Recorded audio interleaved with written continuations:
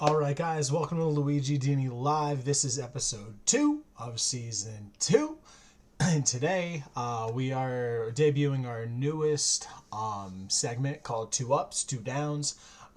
So basically what we are going to do is we are going to do a little bit of a review on this weekend's professional wrestling. So we had the two big events. It was NXT No Mercy on Saturday night, and then AEW WrestleDream last night on Sunday.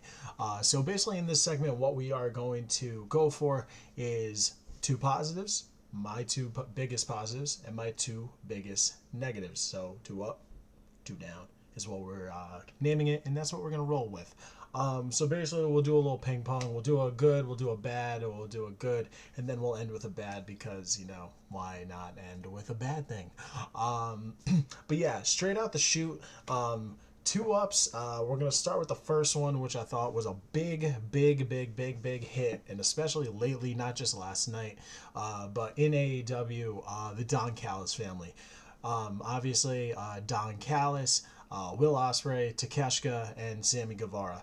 I love the fact that Tony Khan put them over again over Kenny Omega, Jericho, just because it's like it's turning into Kenny Omega's stigma. It's like he can't beat Callis. He can't beat any of Callis's dudes. Takeshita's being built like an absolute monster. The best part about Takeshita is the fact that he doesn't need to speak, and Callis is his voice box. This is literally like, I don't want to like compare them, but it is like the poor man's version of Paul Heyman, Brock Lesnar. Brock Lesnar used to say nothing. Takeshita literally like babbles a little bit, and that's all he has to do. In the ring, speaks for itself. The dude's a monster. Technically sound, powerful, athletic, and literally has been like Kenny Omega's problem for months now, ever since Callis obviously turned on Kenny. But the fact that they are building up Takeshita, Sammy Guevara, Will Ospreay's always over. The dude doesn't need to be built. The guy is a bona fide star. But like Takeshita and Sammy Guevara basically being made, and the fact that they keep getting huge pay-per-view wins is only furthering this story to great heights. Obviously, they are not over with this because they still gotta get Ibushi involved more. Jericho's getting basically the Omega treatment, and he's the one that's getting beat down every week. He's the one that is taking the losses, so he's putting over the younger talent. So like, to me, this whole thing, even when like they were teasing the return of Les Sex Gods, it was like it was a home run, and it's still a home run. It's hot right now. Like, it's like probably their best storyline going in AEW, and the fact that they didn't put the baby faces over last night was huge in my opinion. Moving on to a down, what I thought was a down. Let's go to Saturday night, and we're gonna go straight to the main event. And I know this is gonna be unpopular, but where are they going with the NXT title?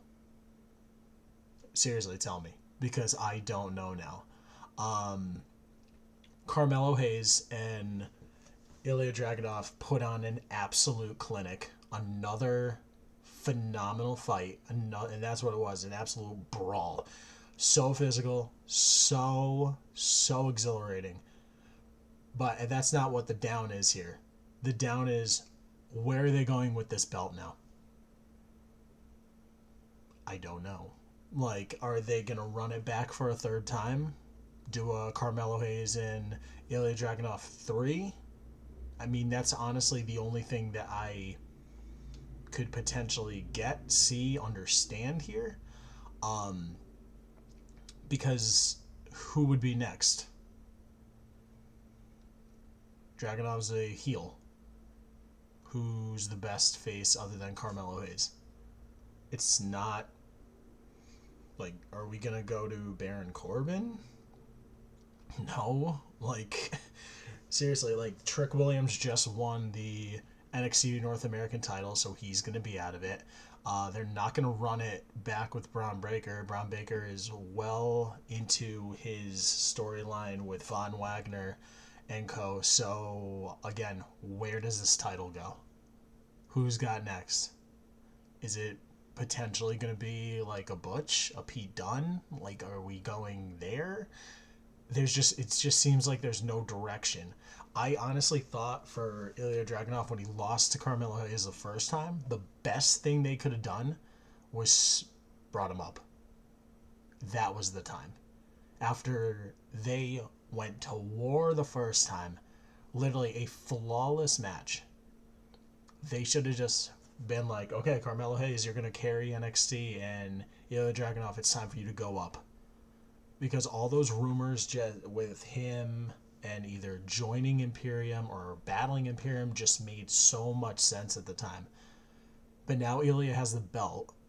Carmelo Hayes has gone on Instagram and Twitter, X, whatever you want to call it, and said that he did for the title what he wanted to.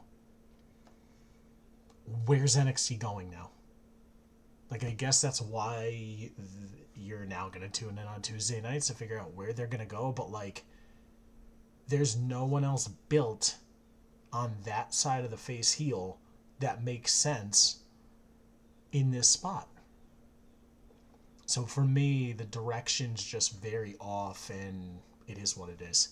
Well, we're going to find out. We're going to see. If they go with Carmelo Hayes, Ilya Dragunov 3, I get it. I understand it. I'm cool with it, whatever.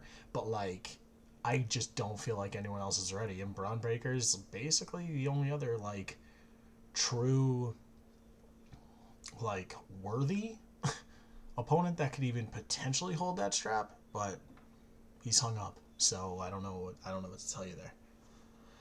Going back to the good, the obvious. It's so obvious, it's so perfect in my eyes, is Edge is in AEW now. Adam Copeland, the Rated R Superstar, Adam Edge Copeland, whatever they are calling him.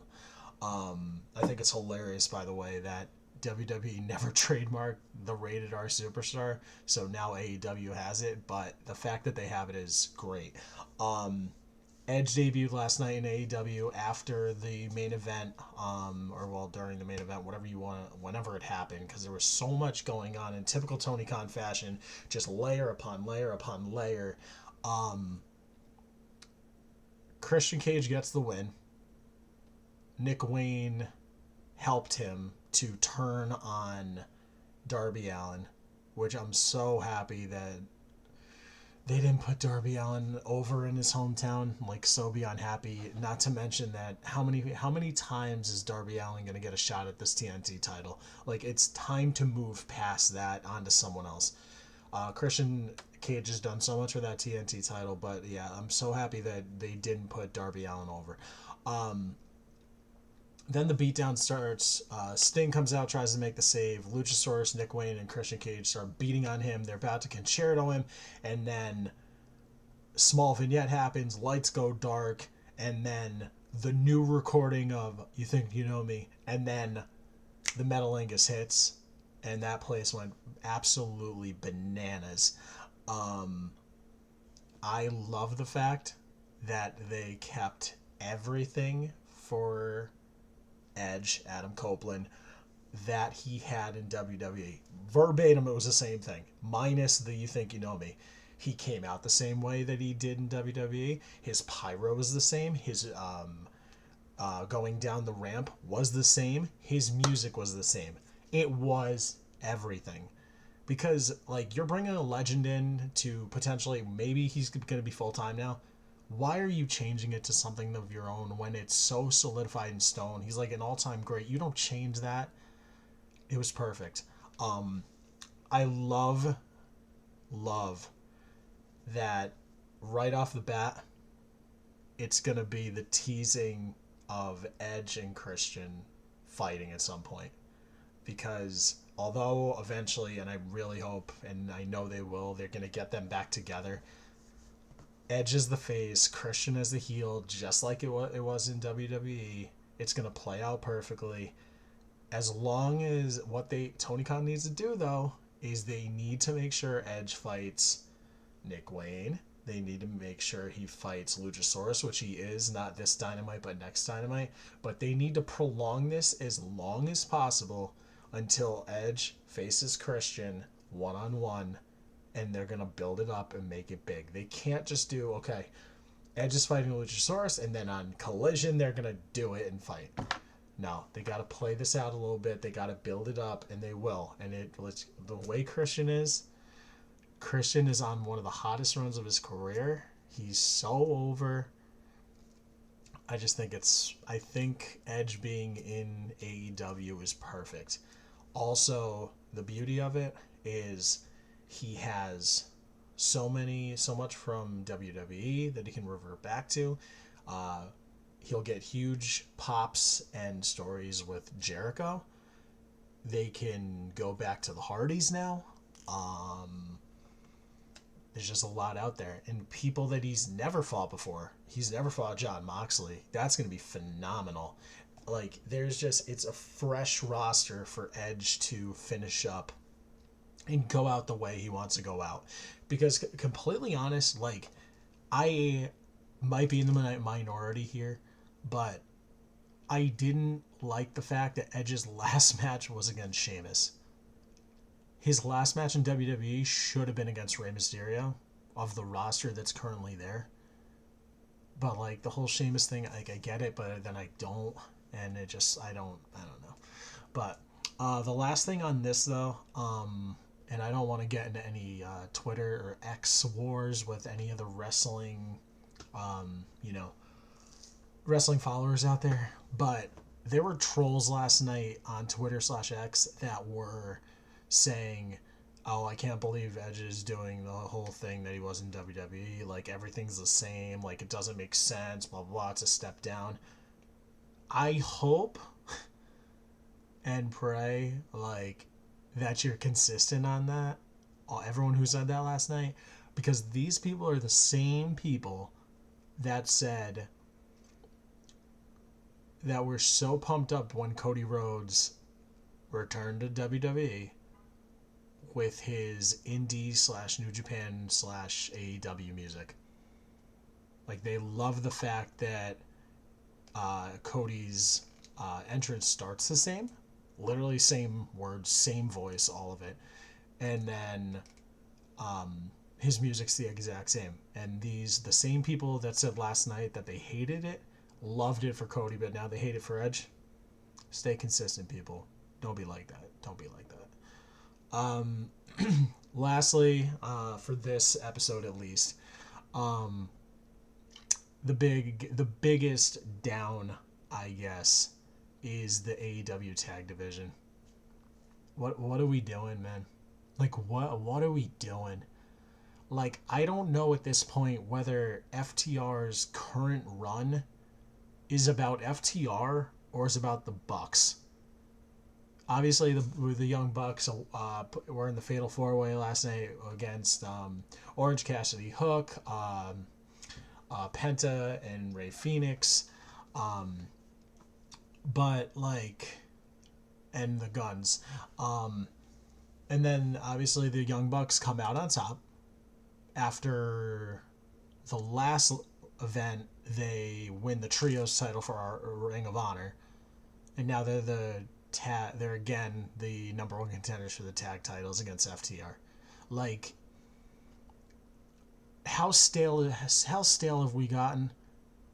And it's such a shame that it's gotten to this point because, like, AEW has the best teams outside of the Usos, of course, but, like, they have the best teams. Think about their tag team roster. I just named 3 of them. That's only 3 of them. The best friends are out there. You have the Hardys. You've got a lot that you can go through, but you have the Kingdom, which that's another issue. The fact that the Kingdom's going for the not even in the picture yet for the ROH tag titles, but again, I'm talking about the AEW titles. You have all these teams, and we're going for a fourth time with the Bucks and FTR. Yes, the fourth time is going to be an absolute banger. It's going to go just like any other FTR match goes. It's going to be great. It's going to be physical. It's going to be cinema. We've seen it 3 times. Like, give me the Lucha Brothers again. Give me anyone again. But we're going to do the Bucks again? It's like, it has that, like, aftertaste of CM Punk gets fired, and now the Young Bucks are ROH Trio champions with a Hangman Page. Now they're the number one contenders again for the AEW titles.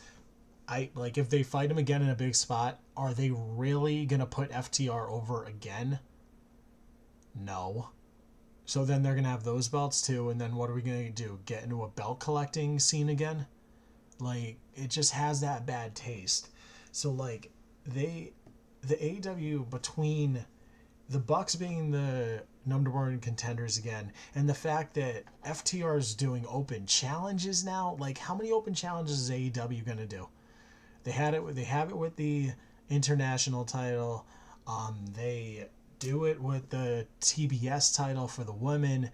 They're doing it with the tag title. Like, enough with the open challenges.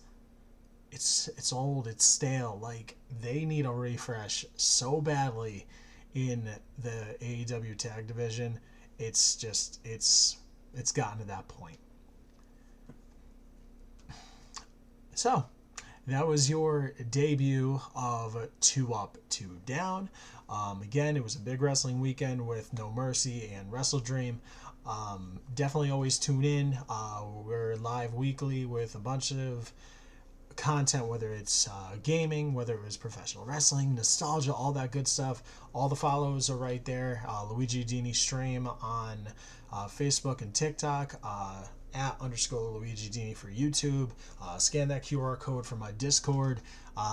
Wherever you want to find me, LuigiDini's the name. And aside from that, I appreciate y'all listening. I appreciate y'all listening to my opinions. And I'll see you next time.